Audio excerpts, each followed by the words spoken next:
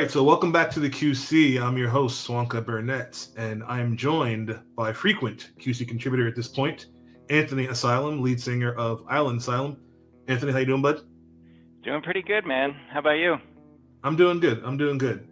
We are going to be having a conversation today about episode 3 of Obi-Wan Kenobi and our thoughts on the first appearance of Darth Vader on the small screen. So we'll be getting into that in just a moment, but before we jump in, a quick word from our friends. This is Luke Goss, and this is one of my favorite places to check out all things movie. Check it out. This is the QC.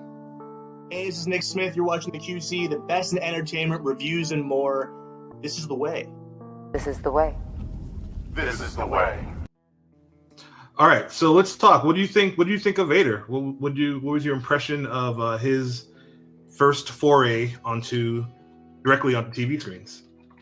Yeah, I think they nailed the brutality that we were both looking for. I think based on our last discussion. So I think they absolutely nailed that.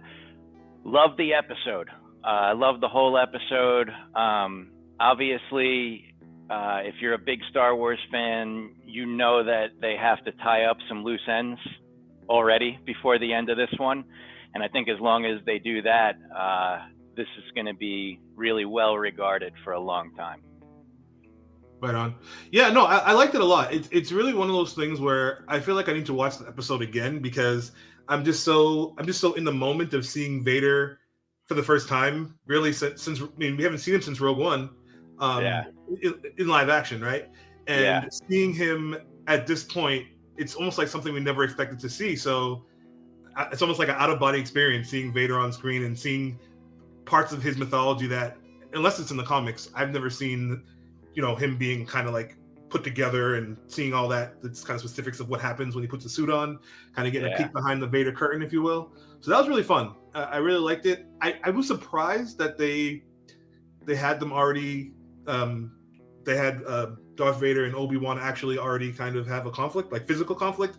I kind of assumed that would be like later, they kind of like tease it or something, but no. I thought so as well. Yeah, I thought that was strange as well, but I think if you think back to episode 4, when Vader says, last time we met, I was the learner and you were the master. Vader owns him in this one. So like clearly they're going to have to meet again during this series because they're not stupid enough to mess up the original trilogy. They're not that dumb. So they're going to meet again, and we're going to have to see Obi-Wan do something this time. Yeah. And then like seeing Vader, I mean, I saw a meme that was going around where, we've already seen him kill, we've heard about him killing younglings. They kind of showed a little bit of it in Revenge of the Sith on like security camera. You couldn't really see what was going on, but somebody was saying, I guess he just like snapped a child's neck. I don't remember. So I rewatched this one. I've seen it twice, and I can confirm he snapped that kid's neck. Wow. So like that's interesting. So they had him killing younglings. Now they're like, we're gonna double down on Vader just killing children. It's a really interesting choice, but to really show that he's, they're not trying to rehabilitate Vader's image. Like he's Darth Vader. He's gonna. He was doing that. Correct me if I'm wrong. It seemed like he was doing that to draw Obi-Wan out. Like he knew he was there, and like what Reva was doing, but like an extreme version of that, right? Right. The idea that the biggest weakness of the Jedi, according to the Sith, is their compassion. So if you're trying to draw a Jedi out, well, try saying that.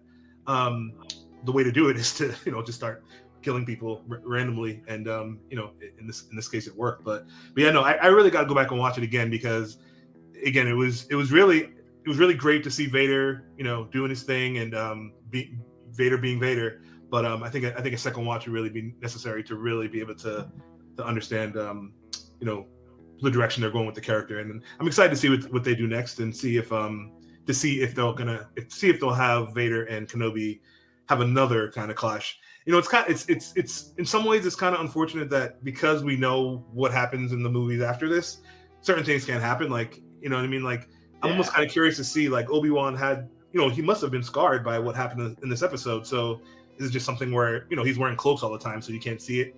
And has he been burnt all this time? We just didn't know it. I'm curious if they kind of lean into that, or if it's just going to be like a one-off thing and we'll never hear about him being burnt again. Right. Yeah, it's agreed. Kind of like Rogue One. It's like, well, how do you end that movie? Well, everybody's got to die. So they're definitely tied, a little bit, but I don't know. They can do so much where, with wiping minds and things like that. Like they can get around some of that, I think.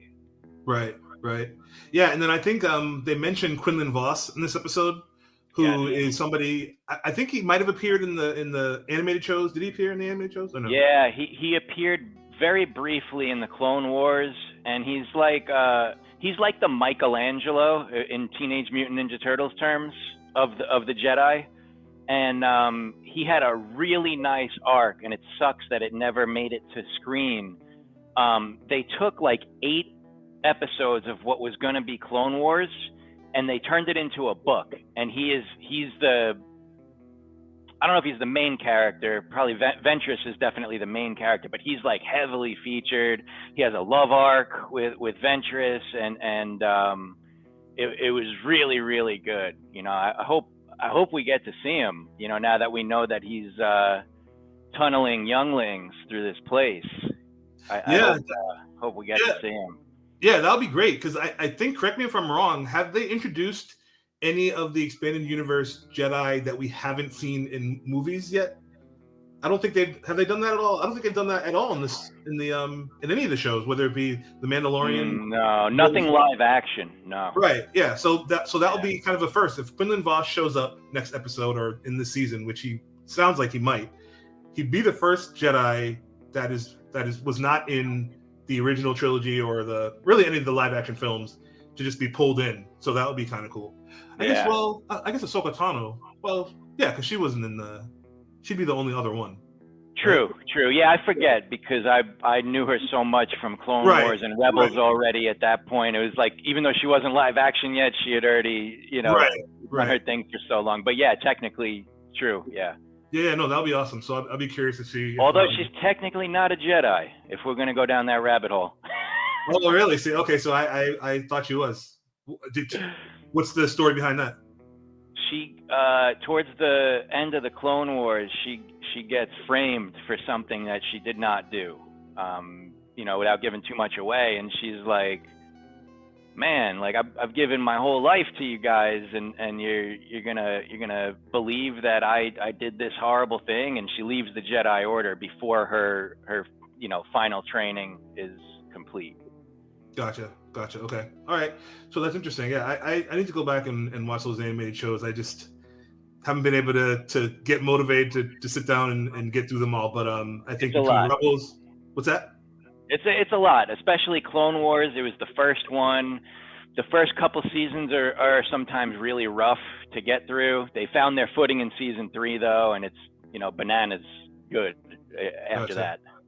Gotcha. Okay, so moving on to later parts of the episode, or I guess just the greater Obi-Wan show. What did you think about, or what have you thought about the Inquisitors at this point? Are you having positive reaction to that, negative reaction? What are you thinking about them? I got a bunch about that, because it's been noted, they're in Rebels, but we don't know if it's like the same versions of the Inquisitors. We don't know if is the Grand Inquisitor just called the Grand Inquisitor and it's a totally different guy in Rebels, which would make sense because the shape of his head's all wrong for the species. So, I don't know a lot yet. So far, I could say I love Reva. I love how brutal she is. I love that I think she killed the Grand Inquisitor. I think we think he's dead at this point right now. We think he's dead, but the bickering of I'm the best sibling, Vader likes me more, that was kind of whack. I'm not gonna lie, I didn't enjoy that. Yeah, agreed. And I agreed. I just thought the tone just didn't match the rest of the show, and it just was kind of odd to me the way they handled it. So it's just like, if you think about the show being, I think we agree it's really good, but for me, I think the low point of the show is really the interaction between Riva and I can't even know his name, the guy with the Kung Lao. One of the brother. I forget if Yeah. he's the fifth brother. I think he's the Right. fifth brother. I'm not even sure. something like He's got the that, Kung Lao hat, but yeah. yeah. But yeah, no, that was interesting. So Yeah, make us care. Make us give a shit about them first before you go into all that. right. And as far as the Grand Inquisitor being dead, there's been a lot of talk about this within circles of people who are heavily into Star Wars. So he's alive in canon at time periods that occur after this series.